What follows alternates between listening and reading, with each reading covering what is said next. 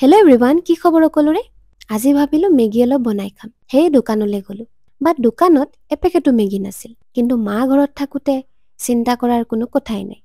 মায়ে ক'লে, যা ডিম দুটাকে লৈ আন।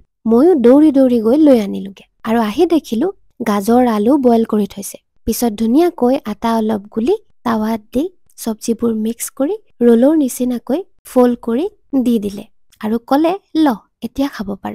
এই সোৱাদৰ কোনো তুলনাই নাই কিন্তু দেই। ৰাতিপুৱা ক্লাছৰ এজনীয়ে আৰ্ট পেপাৰ অলপ লৈ আনি ক'লে, বা মোক বাৰ্থডে কাৰ্ড এটা বনাই দিবা নেকি? লগৰ এজনীৰ বাৰ্থডে আছে। মই বোলো অ'কে, বনাই দিম। সেই কেকৰ নিচিনাকৈ ফ'ল্ড কৰি কৰি কাটি ল'লো আৰ্ট পেপাৰখনত। কাৰণ বাৰ্থডে বুলি ক'লে কেক ইজ মেণ্ডেটৰী, নহয় জানো? সেই ময়ো কেকটোক ধুনীয়াকৈ আইচিং কৰি দিলো স্কেচ পেনেৰে। এণ্ড কেণ্ডেল দুডালো জ্বলাই দিলো। এতিয়া কাটিবহে লাগে মাথো। পিছত বাকী থাকি যোৱা পেপাৰবোৰেৰে কেইটামান বেলুন বনালো আৰু ওপৰত লগোৱা ক্ৰাফ্ট পেপাৰটোত বেলুন কেইটা লগাই দিলো।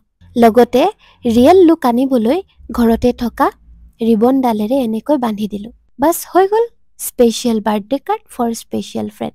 বাৰু আজিলৈ আহিছোঁ দেই। কাইলৈ আকৌ লগ পাম নতুন এটা ভিডিঅ'ৰ সৈতে।